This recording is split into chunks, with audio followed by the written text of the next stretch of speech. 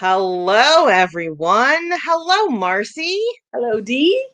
I did that backwards today. That's all right. Been kind of one of those days. And computer problem. That's why we're late. Computer decided to freak out. Good thing you have a phone to back up. Okay, Yeah. so hope anybody is not offended. I will be drinking during this live because it has been one of those days, and I just can't. Okay. I made it. I am here, and it requires drinking. So. That if I had any in the house, I'd be doing it too. Today was All right. for me too. Lots and lots of screaming babies. I was like, is it a Oh. full moon? I don't know what's wrong here, but this is ridiculous. Oh man. Yeah. Mine started at 8:30 this morning and it was just like constant, just did not stop. And I haven't gone that much in a very long time. And my body is like, what are you doing to me? Screaming in pain. Like, Uh-huh. me move too much. All right. So I'm going to go ahead and I didn't count us down into the show. We just jumped right in today. So we're going to jump into the intro. If you're new here, let us know. If you're been here before, even though we're very, very sporadic and we often try to tell you we're going to be around and then we like, sorry, not going to happen. So sorry for all the teases, but if you're new here, this is kind of a little intro into what our podcast is and what you can expect. Welcome to Umbrella Rebellion. I'm Marcy. And I'm Dee. We are finding healing after leaving a cult. We will be discussing abuse and personal experience with the ATI, IBLP, and fundamental churches. Trigger warning. This podcast may contain descriptions of various forms of abuse. Please take care for your safety and well-being while you are listening. If the content becomes too much for you to handle, please turn this off. We hope to expose harmful teachings that lead to and justify abuse, with the hope that those that are experiencing abuse can find support and escape from it.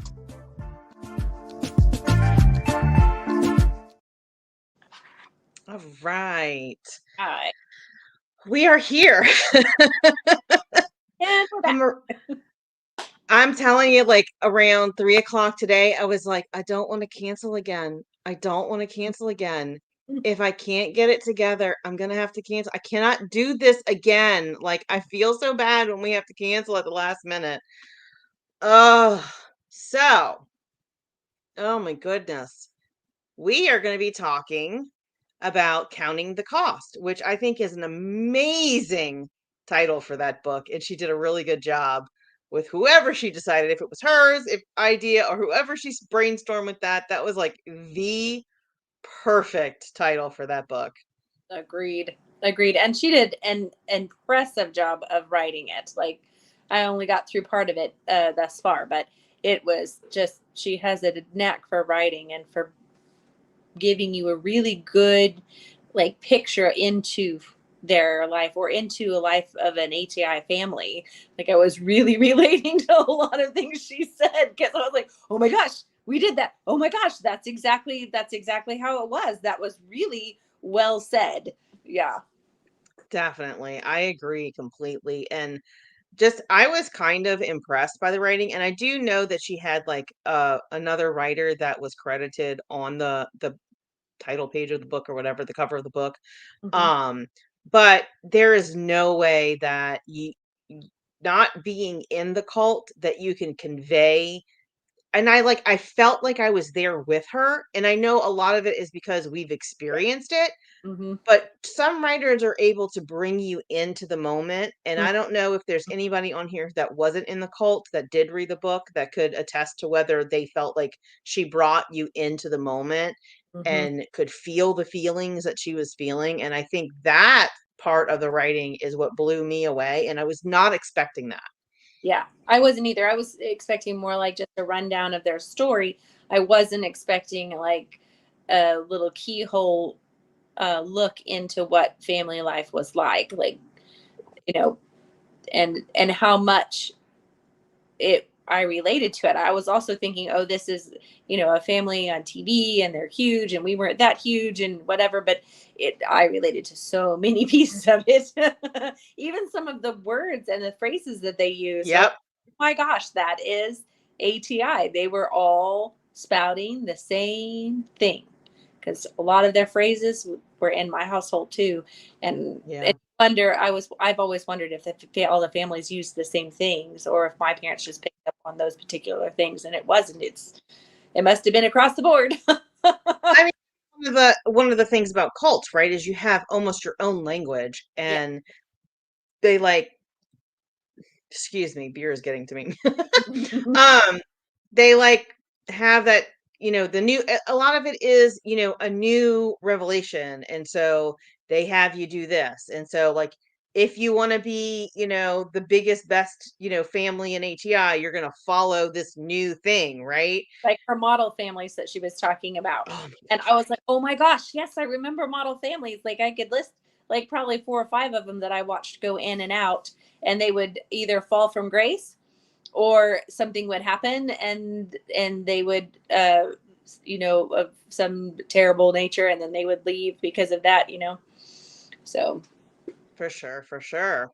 So I have to apologize about my background because we are in the process of moving, and so I don't have a setup for filming yet. But my husband and I bought a garage that he is now trying to put electricity in.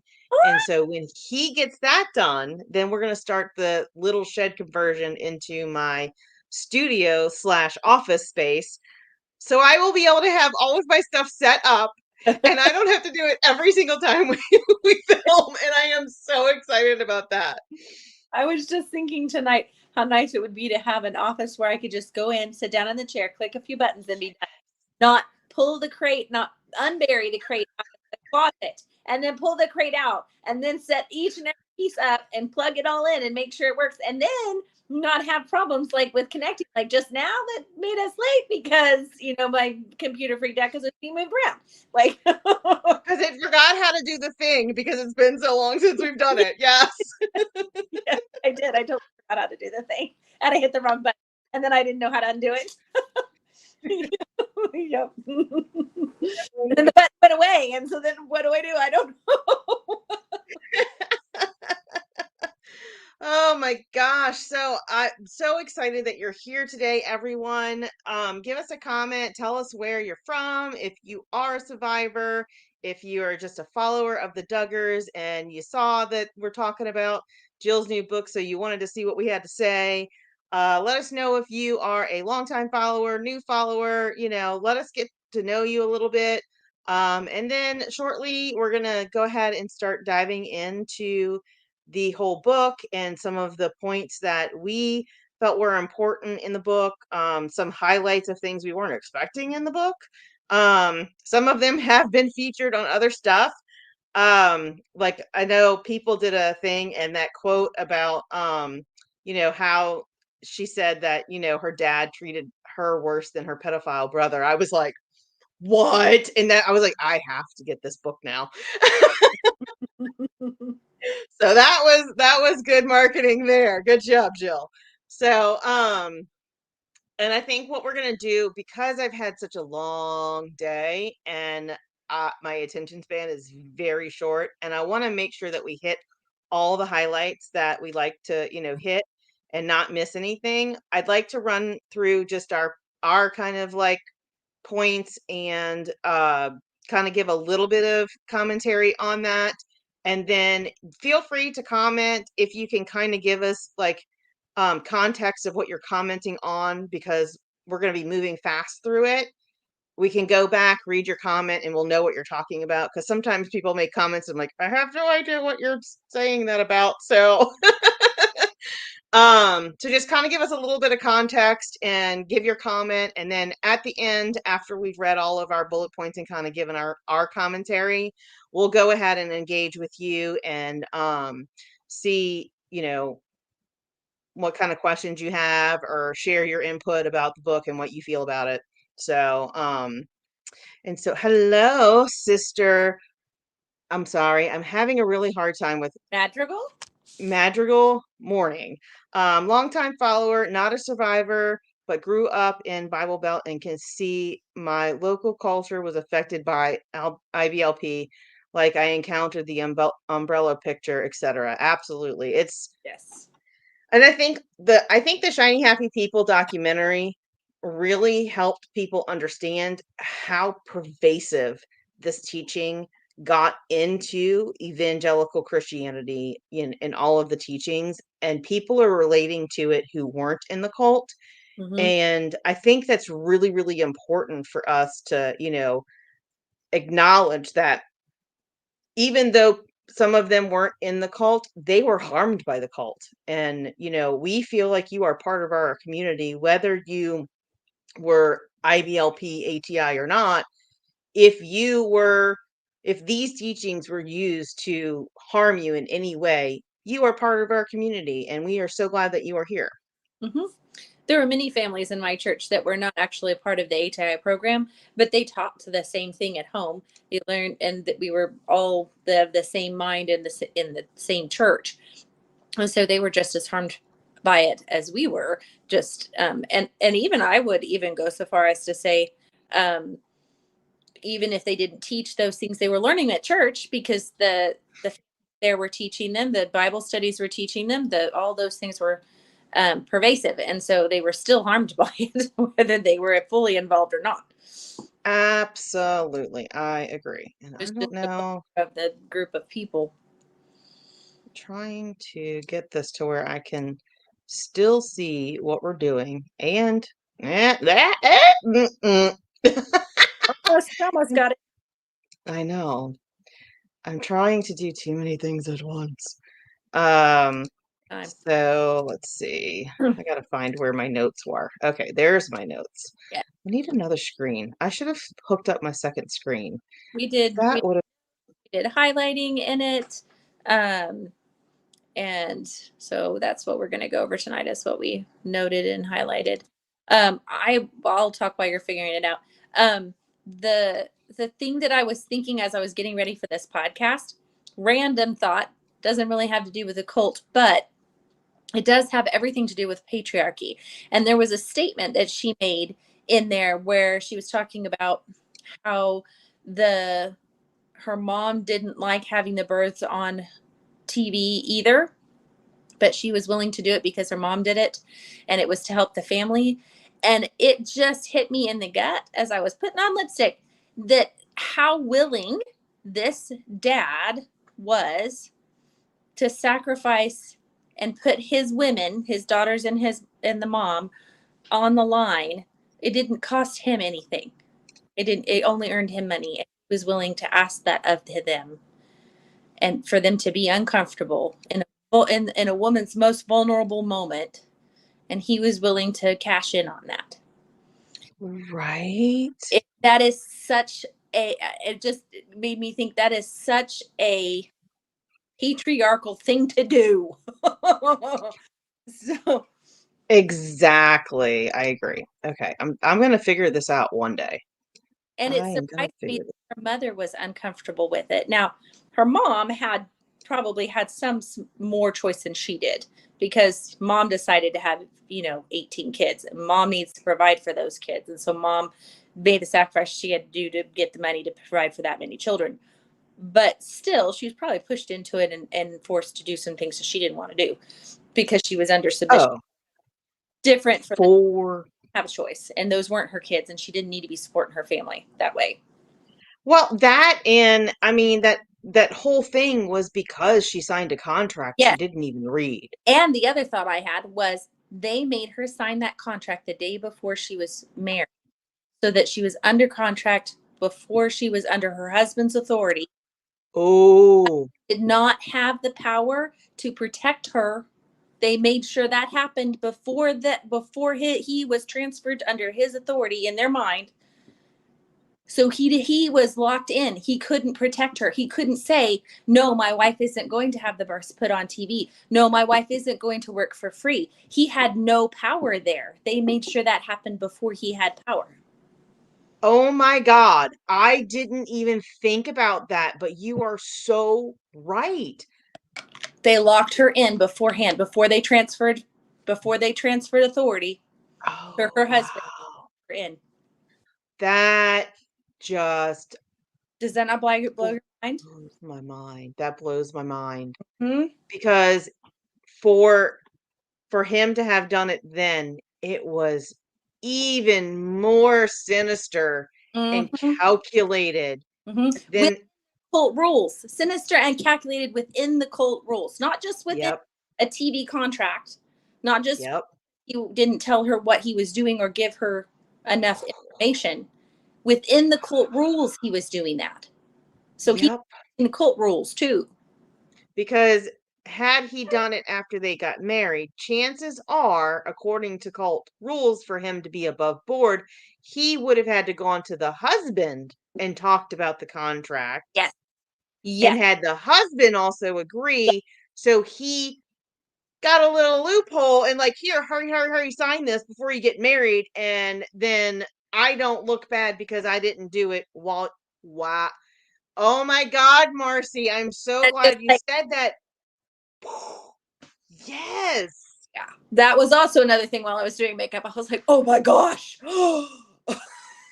I hadn't thought about that, but when you said that, I was like, oh, that makes it even worse than I actually thought. I mean, like, so when I first heard about it in like the little snippets that they shared about it, either on Shiny Happy People or, different things, I was like, wow, that's so underhanded. And that was so skeezy. I can't think of any other word. Yep. And then when you said that, it makes it even worse because he used the cult teachings to take advantage of his own daughter. Yep. He did. He did. Oh, it's so gross. So gross. Just slimy. Just slimy. Mm. Okay, so the writer I was talking about that she credited was Craig Borlace, I think. Don't know who I don't follow writer people and I don't ever remember people's names. Yeah. So, I'm bad with names. So, I don't know if he's, a known writer or anything. If anybody knows like any books that he's, done that you've read before, shoot it into the comments and we'll talk about it. All right. So, we are going to dive into our notes and highlights on counting the cost. So I just want to like share this with all survivors because I think that this is something that even if you don't ever read the book, you don't ever purchase the book, I think this message needs to be told to all survivors. And I love what she said here, and I'm like so grateful for her saying this. Oh, it just my heart, okay, full. And like I want to meet her one day and hug her and tell her thank you. But anyway, to those who have been harmed in the name of quote unquote religion, to those who have suffered behind closed doors and have yet to find their voice, to those who have begun to find their voice but may still be living in a season of isolation, to those who, like Esther of the Old Testament Bible story, have courageously answered a call for such a time as this, Esther 4:14, and despite the backlash have now found their voice. From victims and survivors to strangers, families and friends, or family and friends, this book is dedicated to you. May you all know that you are not alone, that your story, your voice, and your mental health matter. Hmm. And I want you, if you are ever struggling, to go back and listen to Jill's words. Those are for you. She wants you to know that you matter. And that's kind of the whole message of our podcast is we think you matter too, and your mental health matters, and we want you to know that. And I thought that it was very important to point out that she used a verse from the ESV. Yes. Not New And Testament, Old Testament. That's not New King James version. Right. I was like, not a lot of people are going to know the significance of that, but I was like, oh snap. Oh snap. Good for you. You've branched out. I'm so proud of you. So the Lord is stronghold for the oppressed, a stronghold in times of trouble. So those of you who still believe and find strength in the Lord, she is telling you her to. I know a few people have mentioned this, that she only put her kids in the family tree, and a lot of people appreciated that because she didn't list everybody's children and kind of protected the privacy of her siblings' children. And I think that was very, very classy. All right, so here's our so I'm just going to kind of flip through all of our highlights and kind of share why it was significant to me. So she talks about her, like, the story in this chapter is kind of setting up, like, I would say, like, the first moments when she realized that things might not be what they seemed, and her world started to open to different things when oh god, what is his name? Derek, right? Derek. Yeah, when Derek, yes. When Derek came into her life, and it kind of started to broaden her world a little. So a smile that's pure innocence but protects like a shield. And her voice was full of sweetness and joy, but I knew that voice well. By that point in my life, I'd been obeying it for 23 years. I knew what was coming next. No boys and girls on the same sled. So this story was like her and Derek were out playing with the kids, and it was not like they were alone. Everybody was around, and they were sledding on the same sled. Um, and she got in trouble for it.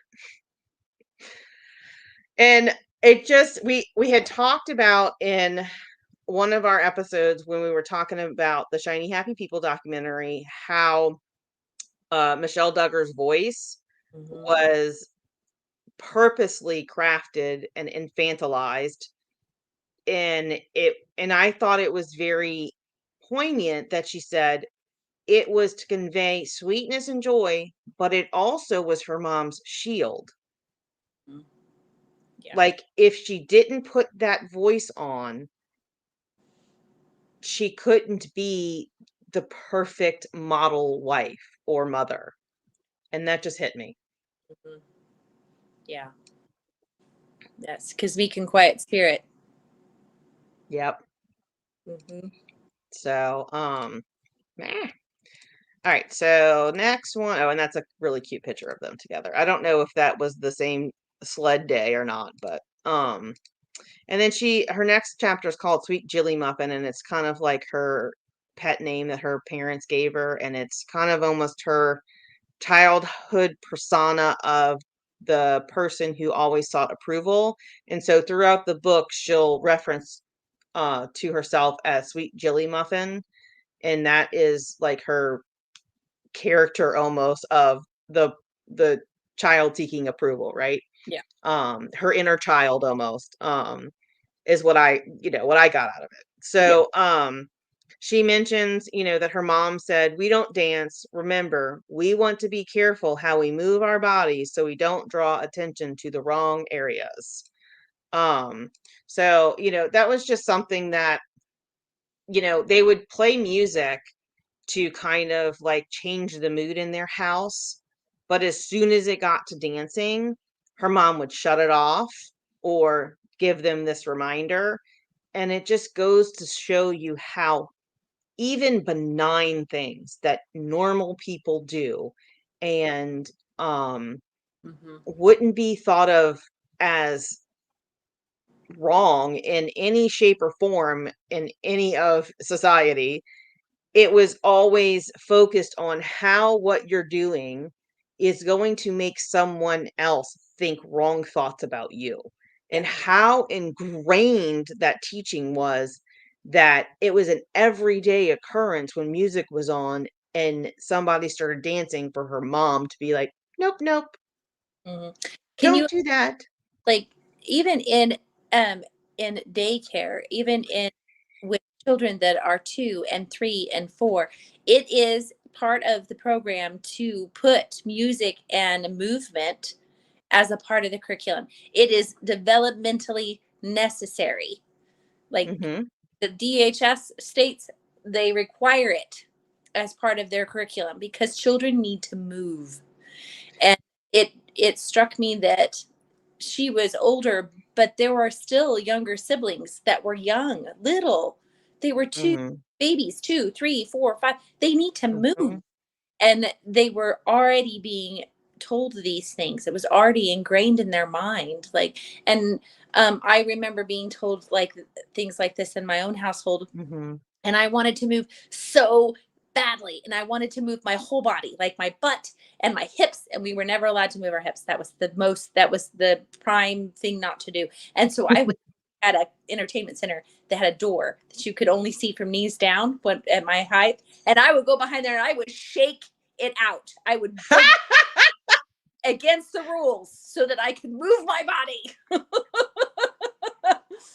So So I love that you said that, movement is imperative for development for, toddlers and having a child on the spectrum, I'm very aware of how neurotypical children learn spatial awareness and yes, where their body is in space and how to operate their body in space. And dance is one of the best ways for them to understand proprioception is what it's called, is yeah, where your literally, body is in space. uh, uh, lines, movements, patterns. It literally connects your brain. Yeah. Yes. Neural, So yeah, what I was looking for. It connects neural pathways. neural pathways. Yes, Yeah. yes. And so all of the fundies that don't allow their children to dance are developmentally stunting their children. So just saying. Um, oops. Okay. So the next one, oh, so along the lines of the dancing is remember what happened to King David was dancing in the street after returning with the Ark of the Covenant. His wife despised him. Now, I don't recall, I mean, I recall this story and I recall teaching about it, Mhm. and I recall different teachings about why his wife despised him. And I don't think it was necessarily because of the dancing. There was something else going on There was in something, that. I don't remember what it was, but Yeah, but it was like, almost like he had done something wrong other than the dancing, but they focused on that as the reason because it justified what they were teaching. So again, scripture was twisted. So if anybody knows what I'm talking about and they've heard differently, please give it in the comments and we'll talk about it later. So, um, so then she goes on and talks about, some different things in their childhood and stuff that they were doing. She talks about a vacation that they took, one of the few vacations that they took to the beach, and their family had tried to find a very secluded part of the beach for them to go to so they wouldn't be inundated with visual stimuli. And she had a little girl come up to her, and it reminded me of the story that Marcy said on one of her episodes about, going to California. And what did that girl ask if y'all were Wh- pilgrims or something? yeah, well, yeah, like do we live like with the Indians in tents and prairie schooners and stuff because of the dress, a long skirt, a calico long skirt. So I was like, oh, that's so similar to the story that Marcy said. And I was like, we have to talk about it because I'm guessing this is a very common occurrence. Like I was Mhm. an adult when I started, I was just looked at as a weirdo because I was an adult. So I never really had those interactions with, younger people in this, scenario. So the little girl comes up to her and asks her, why are you wearing those clothes to swim?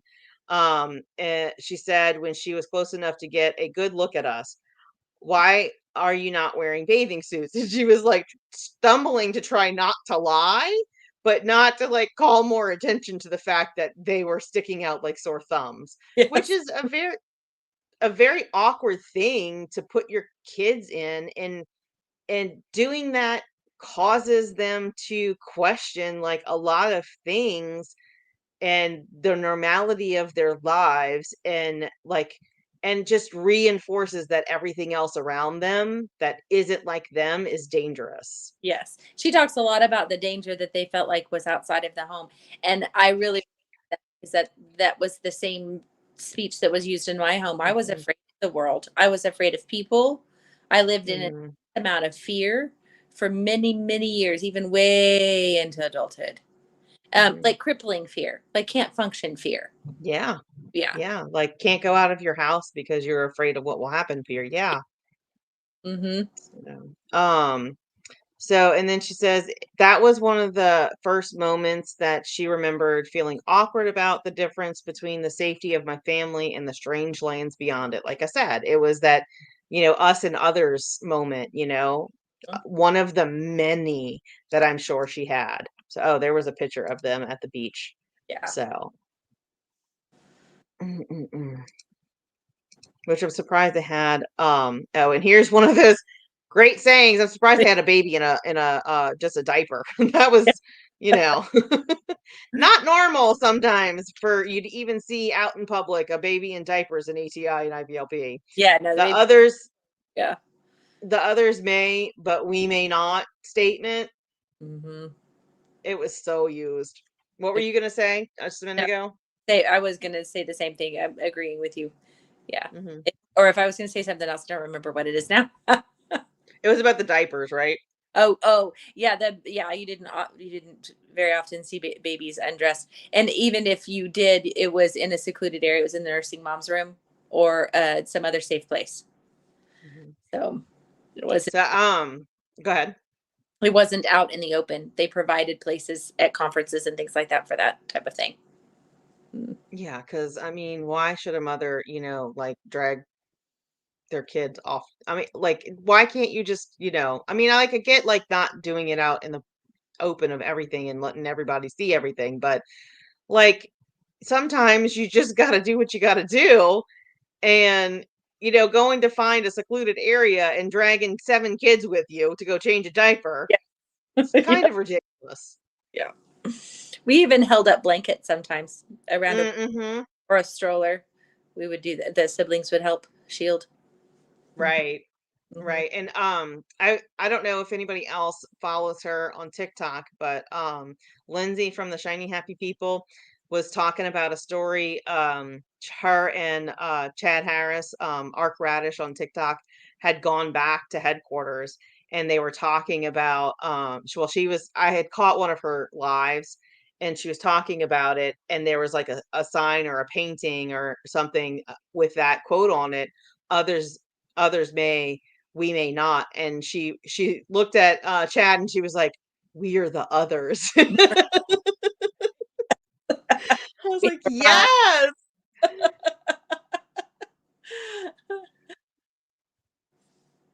Oh my goodness. So I love it.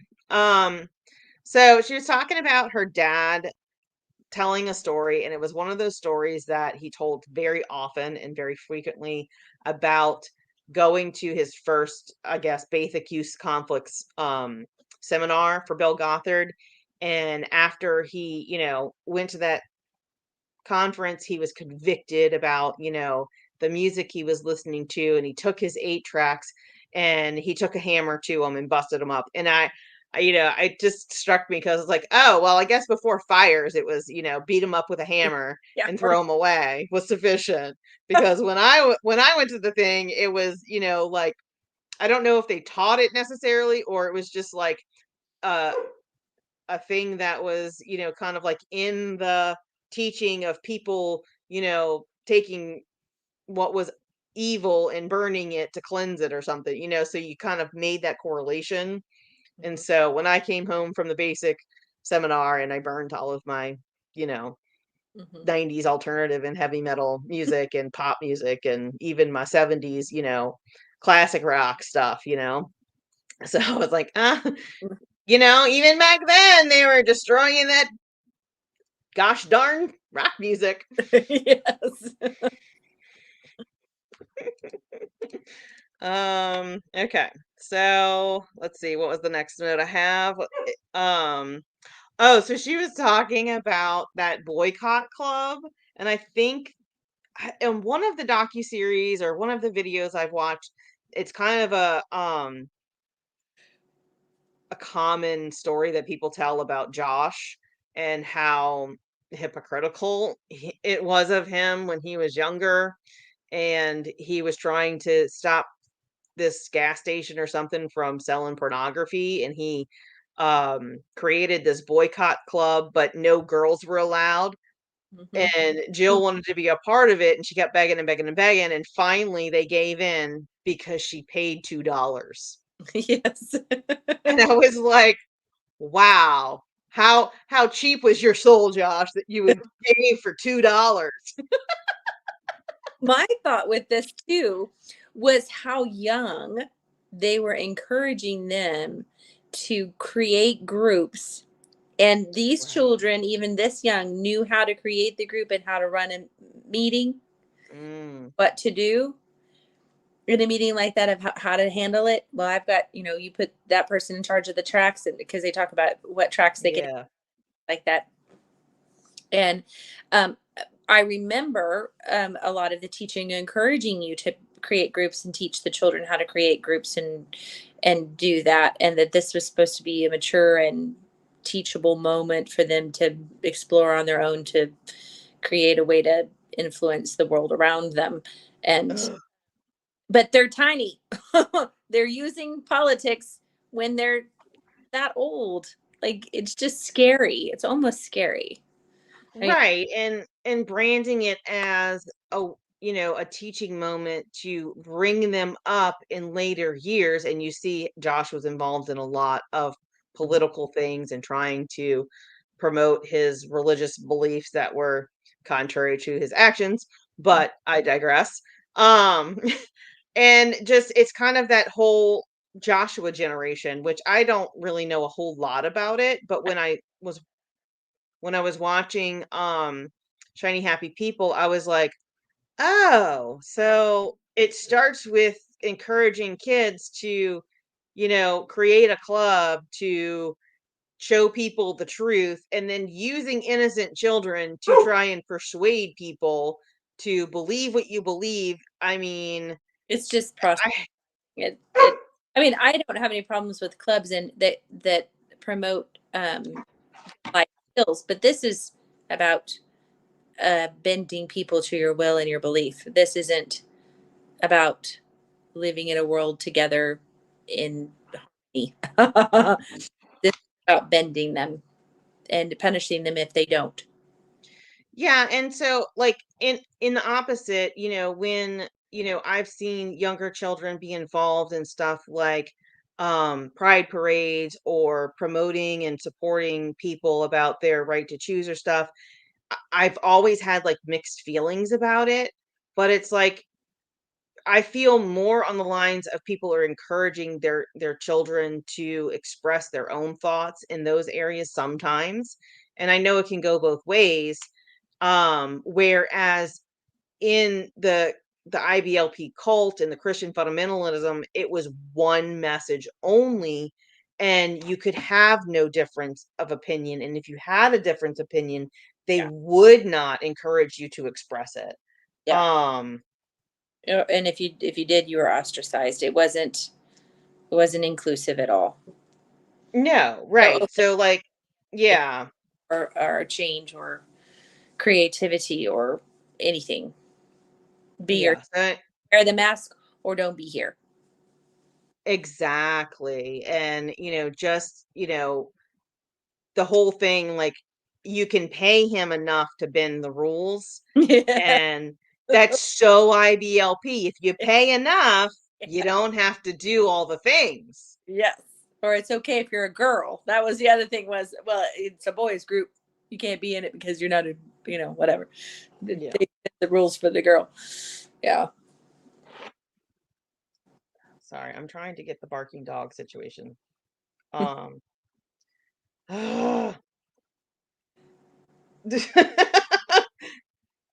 My son left so he didn't disrupt my live, and then now his dog is barking, interrupting my live.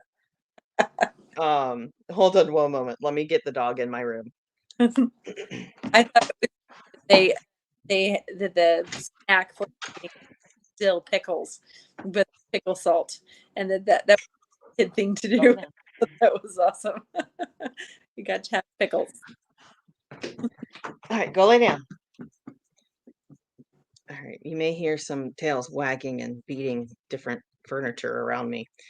All right, so moving on.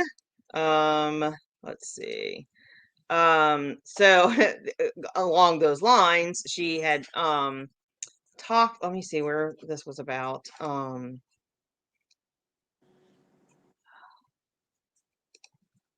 Oh, so she was talking about the ATI conferences and everything, and how her different experiences in that. And even then when she was there, she could tell that Mr. Gothard wasn't like the rest of us, and the usual rules didn't seem to apply to him. Like And I thought, kids, but he was teaching about all those things to everyone. Yes. yeah, right, so yeah, and how he wasn't held to the same standards that he preached. Mm-hmm.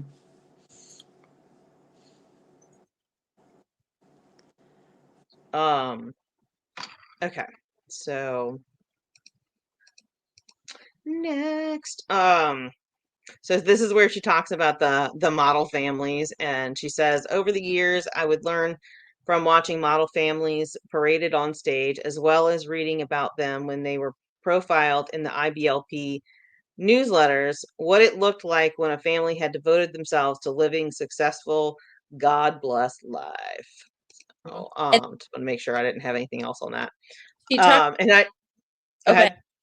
I was going to say she talks about them being interviewed backstage, so to come up on stage at the conferences, and that is true. They would gather them, and they would all wait at the back, and he would go through them, and they would decide who was going to get to go on stage. And sometimes those things were planned way ahead too, if they had the music or whatever. But that did happen because I worked backstage at Knoxville, so.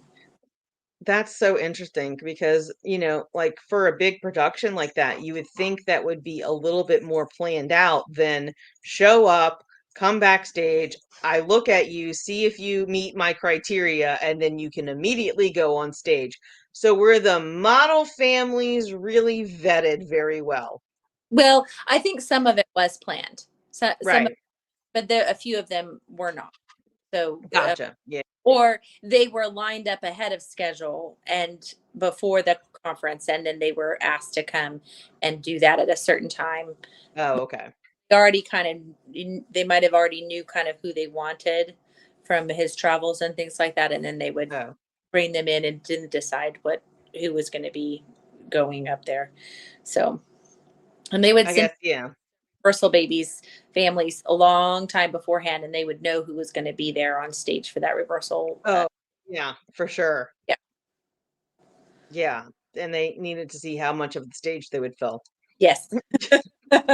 There were rehearsals for that. Yes.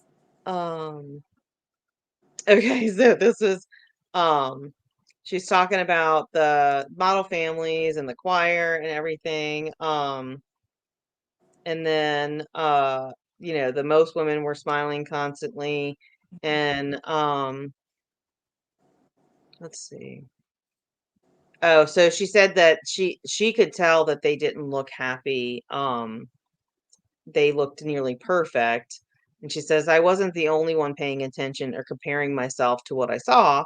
One evening, not long after my first homeschool conference experience, one of the model families visited our area, and a local church hosted a small event for homeschool families to hear them speak. The family played music and sang. Then the parents spoke about their daily routine and gave tips on how they raised their children. At one point, the mother explained a new concept she had started teaching her younger kids. We have always taught our children to address us with yes, ma'am, or yes, sir, she said, but we decided to take it a step further and teach them to say, yes, ma'am, I'd be happy to. Mm-hmm. So that ties into the teaching of IBLP about obedience with a joyful heart and how they were trying to train their children to say the right word so it looked like they were obeying with a happy heart and it sounded like they were obeying with a happy heart, but their heart could be as black on the inside as long as on the outside it looked shiny and happy, right?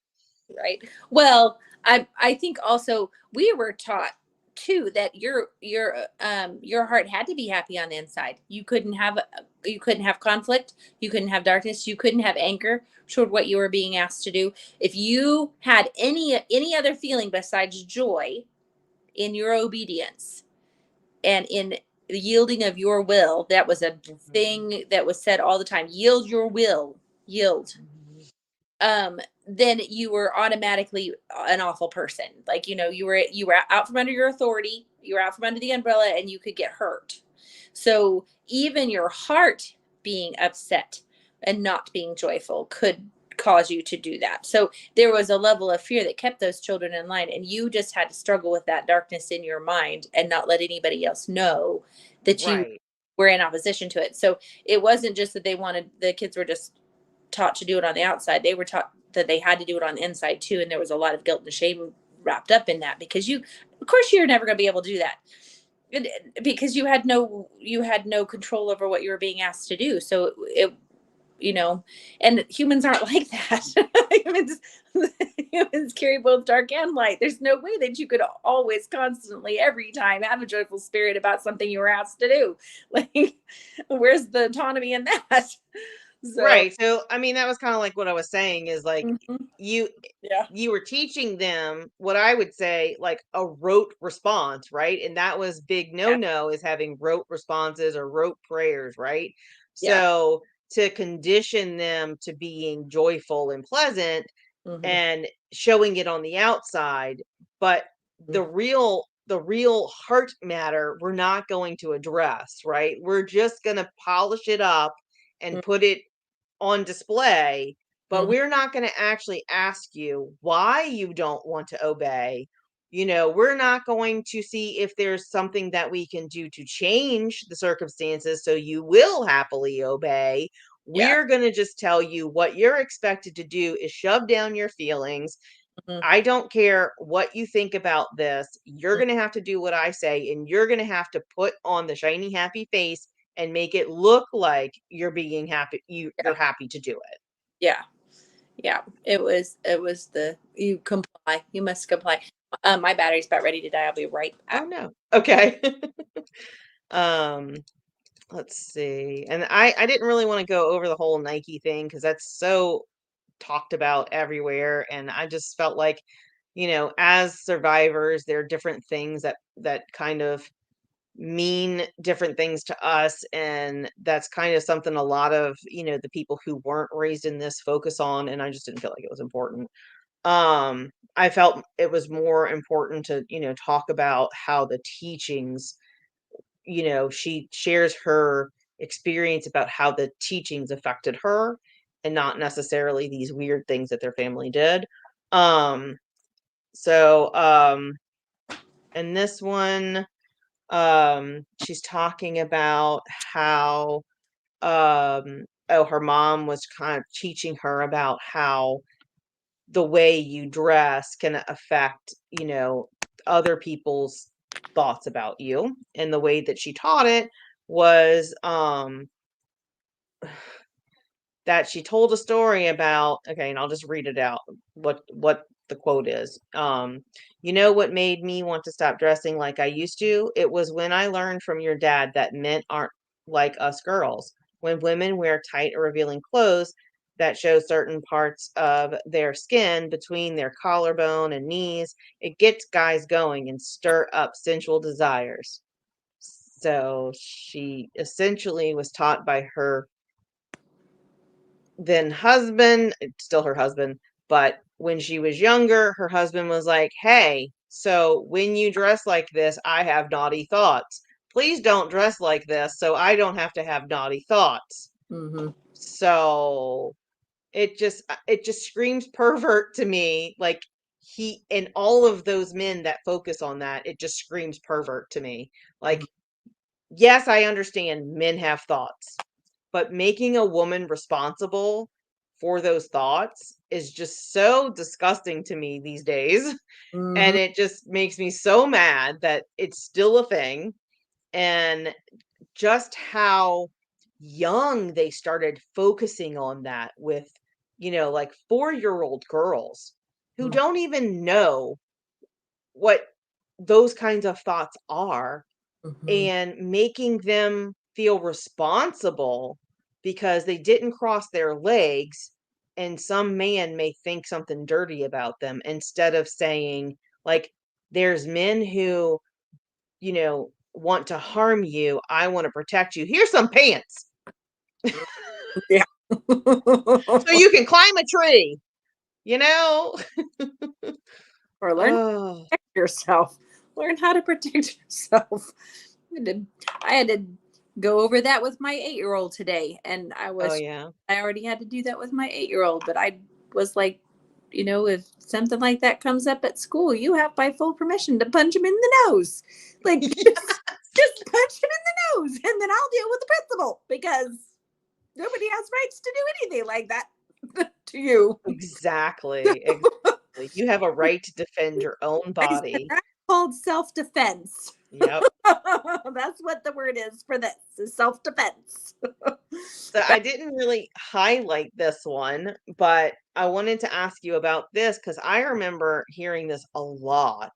Do you Mhm. remember hearing like teachings and different stuff and like them focusing on this window of opportunity? Yes. Yeah. Yes. It was a phrase flown around all the time. Yeah. Okay, so then she talks about, the way that her parents had kind of conditioned them to not talk about things. And Mhm. um so she says, by preventing us from discussing anything controversial or sensitive with each other, the instruction not to stir up contention among the brethren became a tool for silence, for control, for guilt. Mhm. So And that, go so much ahead. truth in that. Um, that there was many unspoken silent rules that to not speak of things, and there were many things off limits to you couldn't, because you were speaking ill of someone else, or you were stirring up contention, or it wasn't your place to judge, even though we were judging all the time. Um, yeah, and that was one that I was like, oh wow. It was a tool for silence, control, and for guilt, because guilt kept us in place a lot. Yeah. And feeling like if you voiced your opinion about something that was unsettling, Mm-hmm.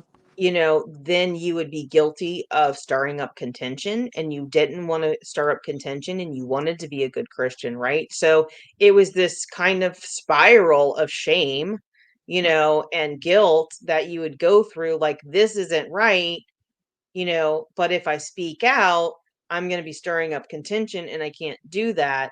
So, yeah, I mean, even about, very mediocre things, Mm-hmm. would just be blown up as you're stirring up contention, because if you get people to be silenced about the little things, then they're definitely not going to speak up about the big things. Oh, true. So true. Right. So, see if I have any more. I think the next one I have is a pretty good one that kind of struck me. And um okay, so she was talking about how the Russian delegate or something like that had come to her house, and Gothard came with them. And she said, like, in my opinion, having such a man of God visit our home was more impressive than being greeted by a fan in an airport, and even more impressive than a visit by the president himself. Mr. Gothard was different from a boisterous politician, but also very similar with his charm. at a little over 70 years old with black dyed hair, which when I was in it, I knew his hair was dyed black. It was a very unnatural black. And then, like, that was one of the things that really just did not sit well with me when, you know, I was told I had curly hair, so I couldn't be in the front office and be seen by Mr. Gothard on a regular basis, but I could be in the kitchen and be seen with him because it was in the same building as his office. You know, that was weird. And I was like, but that's an unchangeable. And unchangeable was one of his teachings that, you know, you should accept the unchangeable things. But then again, he dyed his hair, so he wasn't accepting his unchangeable. So Yes. it was like such a like weird, like, what? I don't understand this. Mhm. And what's so funny is those of us that came from it at it from a young age, we didn't even question. It didn't even cross Right, my mind that he was changing and unchangeable, because I wasn't looking at it as from an adult perspective. I was looking right. at it from a he's a prophet, he's a man of God, he's beyond reproach thing, and you're not even taught to even question things anymore. You just accept it for what it is and don't think it through. That's the Yeah. most pervasive dangerous thing I feel like about this, is that you're taught to not think it through. You're taught to be silent, and you're taught to comply. You'd never think anything through, because if you do, and then you do have a different opinion, you already know the opinion of your authorities. So if you say anything, you already know you're going to be in the wrong. So there's no point to say anything. Yeah. Because there is no acceptance of other opinions. No, It's only one. no, Yeah. it's always the authorities' opinion that matters, and you already know that. So why is there wouldn't be any reason to say anything against it? You know you're going to get in trouble, so you're going to be out of line, because obviously you're not accepting God's form of authority through them and their opinion. So I know a lot of survivors have talked about the next part. Mm-hmm. Um, the Oh yeah. tater tot casserole from the cookbook from the bowlers. Mm-hmm. Yep. From the Volers. The Volers were a model family for a long time. Yeah, I've heard that cookbook talked about several times, and I just thought that was kind of funny that she Yeah. put it in her book. Uh, So, and then she's, so this is all in the same, section about Mr. Gothard's visit. Mm-hmm. And she says, and then I guess they went to a camp, her and Jana. And Mm-hmm. she said, even more surprising, though, was the fact that after the camp, my elder sister Jana was personally invited to Mr. Gothard to visit IBLP headquarters in Chicago and work there for a while. We were new to the inner workings of IBLP, but we knew enough already to understand why it was only Jana who was invited. She was the only elder Duggar girl who was blonde, and everyone knew that Mr. Gothard liked blonde girls. We joke about it, calling Jana one of Gothard's girls. It didn't occur to me at all how strange, unsafe, and unwise it was. And if I had, I doubt I would have been able to speak out against it. Sweet Jilly Muffin had grown up, but I was still terrified of conflict and would do anything I could to avoid it. And Yes. I wanted to point this out, especially because this is something that a lot of people had shared about with the other book by the other sister, Mm-hmm. Ginger, and how she kind of addressed the same thing, Mm-hmm. but she still didn't give it the weight in her book of how disgusting and unsafe it was. And I just wanted to point out that I am so glad that she made a point of saying that she said this, and a lot of us did, right? Like a lot of us joked about it, Mm-hmm. but now we have realized how terrible it was that we did it, and she owned what she said, and she said that was not a good thing to do. And I think that will validate more, of the significance of what it meant to be a Gothard girl, because it wasn't just about being picked out and chosen. Mm-hmm. It was that you were picked out, chosen, and then abused by him Yeah. when But you were a Gothard girl.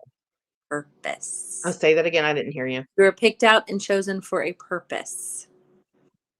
To be groomed. To be And yeah, and I feel like Ginger missed the mark on that, and I'm so glad Jill didn't. Mm-hmm. Yeah, it wasn't toned down. She was very brave with this. Oh my gosh. And I like to sum up her book in one word, and it's like the only thing I can keep coming back to is fierce. Mm-hmm. Like to describe, you can describe her book in one word. To me, it is fierce. She let it out. She let but she did it with class. Mm-hmm. She did it with truth, Mm-hmm. and she did it with validation. Yeah. And I think a lot of survivor books can miss that. And I think a lot of people experience feeling judged Mm-hmm. and not validated by Ginger's book. And I feel like the survivors will, if you read this as a survivor, you will I feel like you would feel validated.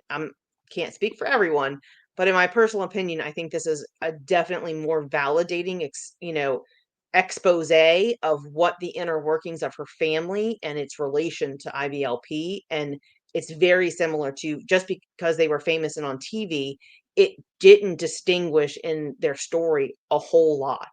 There was, a lot of correlation between other people's experiences and their experiences. Theirs was just magnified on a worldwide level. Mm-hmm. So, I'm trying to see how many more notes I have. So she talks about, having the crew there and stuff. Let me see where I'm at.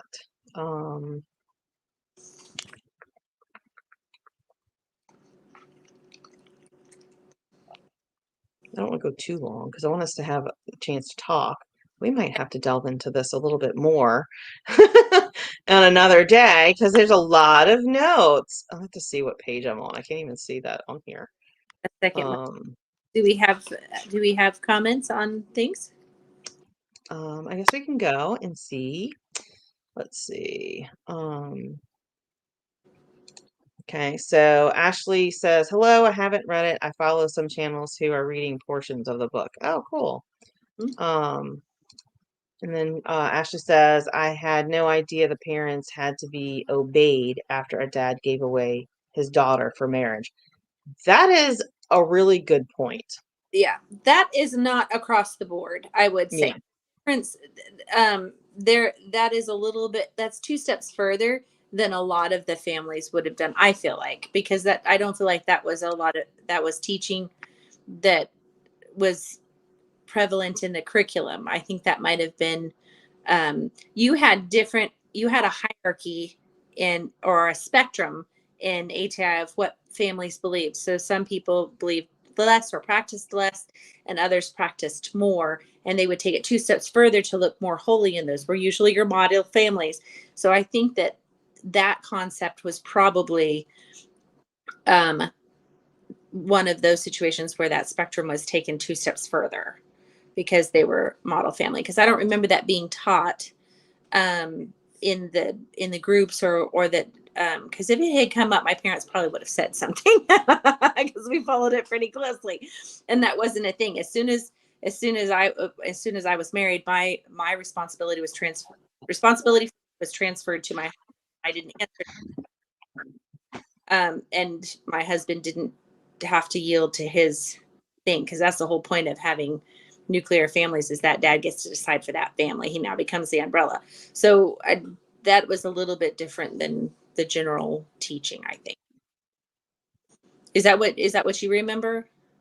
Yeah, I definitely remember there. I mean, and it's like with everything in the cult, there were spectrums and there were levels. When I went to headquarters, I was surprised that one of our housemates had attended a church that had charismatic music with drums. And I was like, "What?"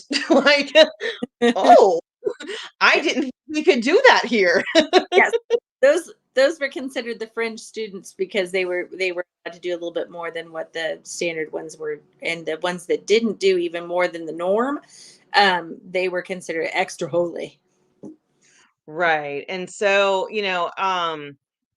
definitely there was a lot of people that I think use that obeying your parents to manipulate their children even after marriage, and Mhm. not necessarily requiring obedience, but like, if you don't do what I tell you to do, then I'm not going to help you kind of manipulation. Um, Very true. So the that some of that was used a little bit with me, as far as, or we were the black sheep. We couldn't. There was threats of not being able to contact siblings, because we would make them fall away, um, from the teachings, because we weren't following the teachings, that kind of thing. So there was always that threat there. Also, I think it just behooved the Duggar dad to keep them under that level of control, because it was beneficial financially to him. right, because he would lose some income stream if he didn't have babies to put on the TV, because his wife could no longer have children. I don't know where that happened in the storyline, but at some point Michelle stopped having children and she would stop having children. So he needed to have something that would get ratings, and he knew that having his first couple of grandbabies filmed would get ratings. And then when Dot lost his ability to be on the TV, it fell on the girls that were older to start being the, focus. Oh, There we go. I'm back. okay. Mhm. There. So, I think we're gonna go ahead and like stop writing the notes. Let us know if you want us to keep going on. We can maybe try and schedule another live soonish. Next week I start a brand new job and I'm very excited about it, but I don't want to jinx it, so I'm not saying a whole lot about it, because it's like, well, what if it doesn't actually come through? And then I'm like Yeah. so nervous about it right now. Mhm. So that was part of my long day, is I had to do some pre-employment stuff, and I had to go to a very large hospital system and like walk blocks and blocks and blocks that I've not walked before. And I am just so dead today. Okay, good. Keep going on on soonish. So Marcy and I will definitely talk, and we will, share more about this book. But before we leave, we definitely want to see if y'all have any questions, comments about what we reviewed. And Ashley, thank you so much for subscribing. I love it. Thank you so much. We really appreciate you. And we appreciate all our subscribers. And I just want to say, like, the whole last minute thing is just because Marcy and I's lives are so insane and crazy, and we just really never know what's going to happen from day to day. And so we try to pick a date like a week or two ahead, and then I'm reluctant to like even post it until like it's closer. And then it's like that day comes and like all hell has broke loose for both of us, and we're like, we just can't. I can't do it. And I'm like, I wonder, and this may be edged too closely to the fundamental view of things, but I have found that if something's very important, if truth needs to be stated, if it needs to be put out there, that forces, whatever they may be, fight against you. And I think sometimes that happens here, because it really is. We will have a calm day, and then the day of, all hell breaks loose. I mean, like, I've been having a really good time and haven't been getting too much, stress or anything. And, I kind of thought I might have bit off more than I can chew with the day with having my pre-employment stuff.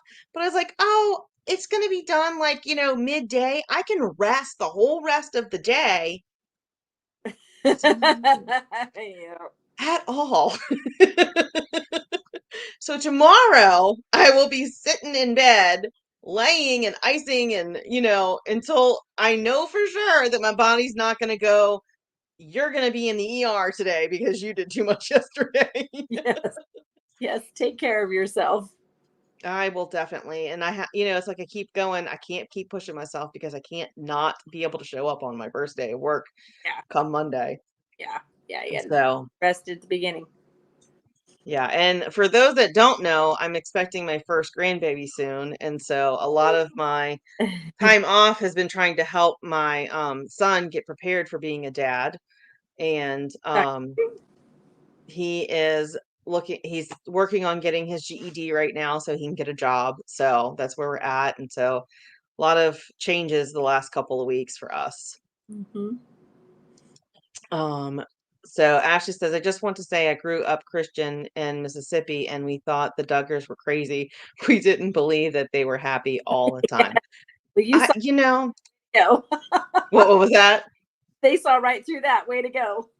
Yeah, exactly. Exactly. I mean, even me being like when they were on it, I was newly married and I was like, "Oh, look, it's an IBLP family. Oh, how exciting, to have this Christian family, on there." And I'm like, they're kind of weird, like even more weird than some of the people I met at headquarters, and I was like, this is interesting. And like just as more and more gets known about the way that Jim Bob ran his family, it just is like so mind-boggling that they were put on such a pedestal. And I think because they were, the control got worse. Oh, yes, and you can see the progression in the book of Yeah. the dad's how he changes and the control gets out of hand. Like when you hand power to certain types of personalities or bents, that they lose themselves in it, and you can see that in the book that he lost himself in it. It probably Yeah, and was there, but he just had more power to act upon it. well, he had the financial backing and ability to have more power over his family as well. Tools. He got more tools. Why not use them? And he was being Mhm. told it was right to do it. Right, and he was, I mean, he was basically following in Gothard's footsteps because it's essentially what Gothard did was the more power he got, the more he tried to control his people. Mm-hmm. I thought the Duggars were wholesome entertainment. My mom thought they were creepy. Turns out mom was right. Moms usually are, except for when cult moms.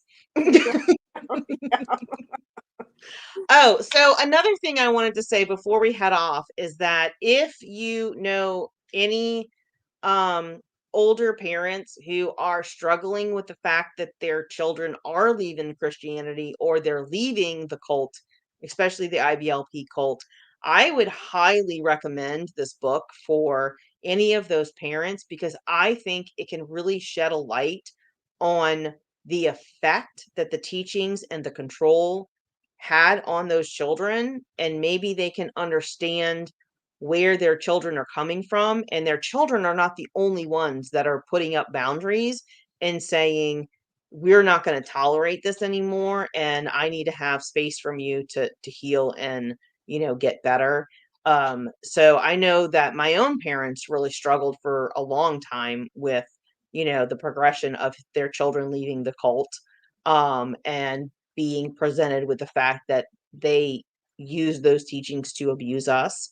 And you know, if you are a parent of a survivor of IBLP and ATI children, I want you to encourage you to look in the mirror and really try to understand what effect you had on your children, and acknowledge that whether you intended good or not, you harmed your children, and validate that they were hurt. And I really think all your children really want is for you to say, I was wrong and I'm sorry. And how do we move forward from here? And I want to do better. Like, honestly, I think it comes down to that is own it and change Mm-hmm. is all they want. I would like to add a little caution to that. Just in my experience, I would not have a problem recommending the book to my mom, knowing that she might not like what she reads, because I know it won't affect the relationship she and I have, or that if it does, I'm okay with those consequences. Mm-hmm. That because I've grown enough, or I have come to a point enough to be okay with that. But I know that maybe if that were to be done by a different person than myself, like say a sibling or something, that it might affect relationship for them in a different way than it did for me. So, and that might not be something that they are ready to do yet. So if you do that with a parent or a, someone that's affected you that way, be prepared for the consequences of that. The cost. Yes, The cost. cost. There is a cost. So, and if you're not ready to do it, then if in doubt, don't. Absolutely. I agree with that. I was kind of more, hoping that maybe a parent of an IBLPer would listen to this, and I was kind of appealing Yes. to them, Mm-hmm. not necessarily their children, to take the responsibility of, Giving presenting the truth to their parents. Yeah. Yeah. You Yeah. know. Yeah. So, Sorry, I did that correlation. that's okay. But I mean, I think your point was very valid that, when you have to decide if you are ready to take on the cost of what it's going to be like if you confront your parents with the truth. And a lot of us have gone through that, and a lot of us are years into it. I would say my family is about 10, 11 years into being confronted with the truth. And last year was the first time my father was able to own his part in it, where we felt validated. And so, it can take a really long time for people to come out of it and acknowledge their part in it. And some people never will. And that's the other thing, is if you don't think that presenting fact and truth to someone who's harmed you is going to do any good, don't waste your breath. I wouldn't. I mean, do what you think is best, and maybe sometime you might have to eventually do it just so you can get your truth out and be heard, whether they accept it or not. But, definitely be cautious. Yeah. And be ready for it. Make sure that you've done the healing to where you can be ready for it. Count the cost. So, yes, count the cost. Count the cost. And oh man, I just love that. So, Jill, if you ever see this, thank you so much for your book, and we'll be talking about it more. So if we do, and you happen to like join us on our live, that'd be amazing. No. But thank you all for watching. And if you know someone who might, get a benefit from us sharing this information, please send them a link to this podcast. And the more people that you share it with, the more people that will see it and, feed the algorithm. So we are more visible to more people. And we really appreciate y'all, and y'all have a wonderful night. And there was a new closing I was going to do, and now I have to remember it. If anybody has not told you lately, I want to tell you that I am proud of you, and you matter, and your mental health matters too. So y'all have a great night. Bye. Bye, y'all.